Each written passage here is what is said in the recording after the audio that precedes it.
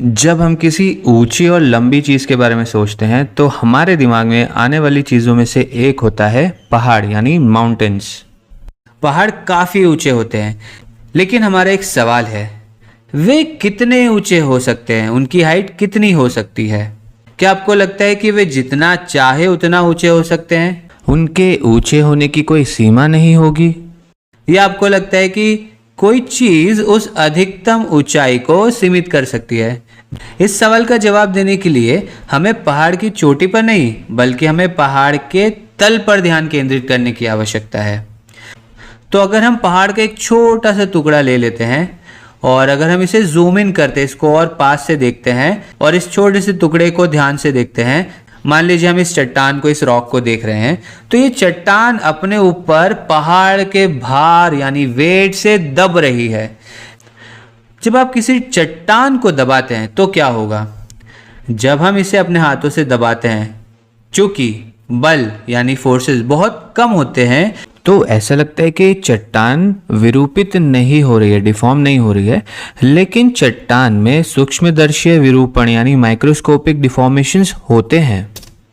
और जब बल का मान बहुत ज़्यादा होगा, ये विरूपण काफ़ी महत्वपूर्ण हो जाएंगे और हमने इस बारे में बहुत अध्ययन किया भी है। जब आप द्रव्यों को विरूपित करते हैं, मटेरियल्स को डिफॉर्म करते हैं, जब आप उनमें विकृति यानी कि स्ट्रेन उत्पन्न करते हैं, तो क्या होता है?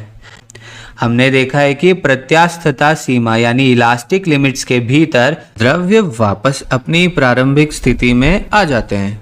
लेकिन यदि विकृति यानी स्ट्रेन बहुत अधिक हो तो द्रव्य अपनी प्रारंभिक स्थिति में वापस नहीं आ पाते, बल्कि ये एक तरल की तरह, एक लिक्विड की तरह बहना शुरू कर देते हैं, फ्लो करना शुरू कर देते हैं। और हमने पिछले वीडियो में प्रतिबल विकृति ग्राफ यानी कि स्ट्रेस स्ट्रेन ग्राफ के बारे में बात की थी, तो इसीलिए यदि आपको इसे फिर से एक बार समझना है तो आप वो वीडियो देख सकते हैं। तो ध्यान दीजिए, इस चट्टान पर सभी दिशाओं से बल लग रहे हैं, फोर्सेस लग रहे हैं, लेकिन यहाँ महत्वपूर्ण बात यह है कि यदि बल प्रत्यास्थता सीमा यानी कि इलास्टिक लिमिट से अधिक हो जाते हैं तो ये चट्टान अब अपना आकार बनाए नहीं रख पाएगी और ये एक तरल की तरह बहना शुरू कर देगी। और परिणाम स्वरूप यदि पहाड़ का निचला हिस्सा बहना शुरू कर देता है या एक तरल की तरह व्यवहार करना शुरू कर देता है, तो ये इस तरह से बह जाएगा और पहाड़ धंसना शुरू कर देगा। और इसी कारण से एक अधिकतम ऊंचाई होती है जिसके ऊपर पहाड़ अपने ही भार के नीचे धंसना शुरू कर देगा। तो हाँ, पहाड़ों की एक अधिकतम ऊंचाई होगी। अब क्या हम इसकी गणना कर सकते हैं? ये एक बहुत ही चुनौतीपूर्ण प्रश्न लगता है। हमारा मतलब है कि इसमें बहुत सारे विवरण शामिल हो सकते हैं, जैसे हम किस तरह से पहाड़ पर लगने वाले प्रतिबल या स्ट्रेस से निपट रहे हैं या विकृति या स्ट्रेन से निपट रहे हैं, और भी बहुत सारी चीज़ें।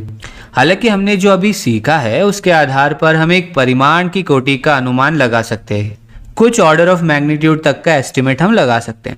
तो यदि आप इस तरह की चट्टानों को देखें तो ये पता चलता है कि उनकी प्रत्यास्थता सीमा लगभग 3 गुणा 10⁸ न्यूटन प्रति वर्ग मीटर के आसपास होती है, और ये एक औसत मान है उन पदार्थों के लिए जिनसे पहाड़ बने होते हैं।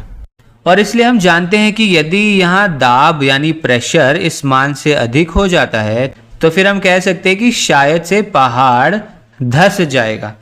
तो अब हमें बस ये पता लगाना है कि यहाँ दाब कितना है। फिर से ये थोड़ा चुनौतीपूर्ण तो है क्योंकि पहाड़ का आकार और इसी तरह की अन्य जटिलताएं यहाँ पर होगी, लेकिन हम इस स्थिति को सरल बना सकते हैं ये मानकर कि हमारा पहाड़ एक बेलन यानी एक सिलेंडर की तरह है। अब हम जानते हैं कि शायद ये आपको हास्यास्पद लग रहा होगा, लेकिन भौतिकी में हम ये करते रहते हैं। हम ऐसे हास्यास्पद अनुमान करते रहते हैं, लगाते रहते हैं। हमारा मतलब है हम गणित को आसान बनाने के लिए इस तरह के अजम्पशंस करते रहते हैं। अंतिम उत्तर सटीक नहीं होगा, लेकिन फिर भी हमें एक प्रकार से परिमाण की कोटि का अनुमान लग जाएगा, कुछ मोटा मोटा आंकड़ा में मिल जाएगा। ठीक है, तो अगर हम अपने पहाड़ को एक आदर्श बेलन मान लेते हैं और हम ऐसा मान लेते हैं कि इस बेलन की ऊंचाई h है, तो हम गणना कर सकते हैं कि तल यानी बॉटम पर दाब कितना होगा। तल पर दाब वो बल होगा जो पूरा पहाड़ यानी ये बेलन तल पर लगा रहा है। ये बल उस बेलनाकार पहाड़ के भार को उस क्षेत्रफल से विभाजित करने पर मिलेगा जिस पर हम विचार कर रहे हैं। अब चूंकि हम नहीं जानते कि जिस पदार्थ से ये बना है उसका द्रव्यमान यानी मास क्या है, हम द्रव्यमान को घनत्व यानी डेंसिटी गुणा बेलन के आयतन यानी वॉल्यूम के रूप में लिख सकते हैं। द्रव्यमान बराबर घनत्व गुणा आयतन। और हमें पता है कि आयतन तो सिर्फ ऊंचाई गुणा क्षेत्रफल है। तो इसीलिए अगर हम यहाँ पर थोड़ा सन्निकटन करें, अप्रॉक्सीमेशन करें, तो यहाँ पर लगभग हमें मिलेगा रो जी एच।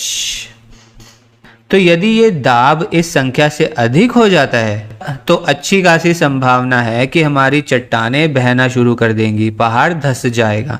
और इस तरह हम पता लगा सकते हैं कि H का अधिकतम मान क्या है। तो हम बस कहेंगे कि तल पर दाब यानी कि रोजी H यहाँ के द्रव्यों की या फिर यहाँ के पदार्थों की प्रत्यास्थता सीमा से कम होना चाहिए।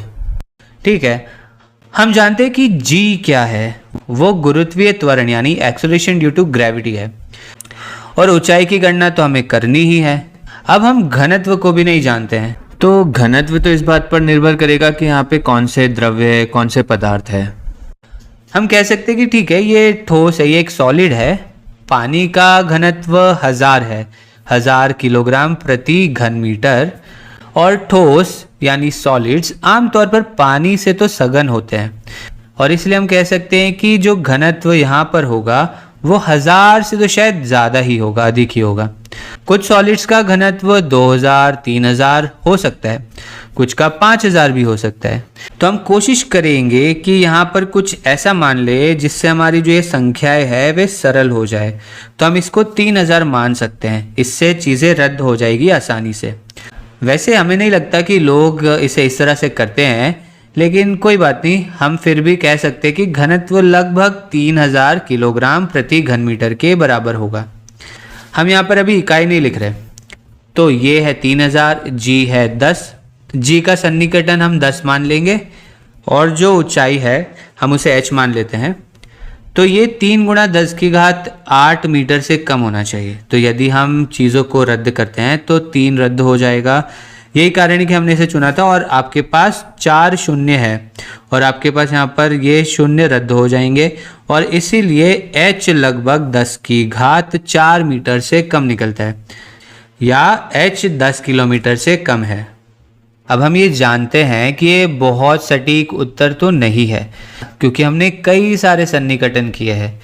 लेकिन चलिए हम दुनिया के सबसे ऊंचे पहाड़ों की सूची को देखते हैं और समझते हैं कि हम कितने करीब हैं। तो चलिए हम विकिपीडिया पर चलते हैं। तो ये रहा, इसमें हमें दुनिया के सबसे ऊंचे पहाड़ और उनकी ऊंचाइयाँ दिख रही है। तो माउंट एवरेस्ट लगभग 8.8 है, ये मीटर में है, ये फीट में है। तो ये लगभग 8.8 किलोमीटर है।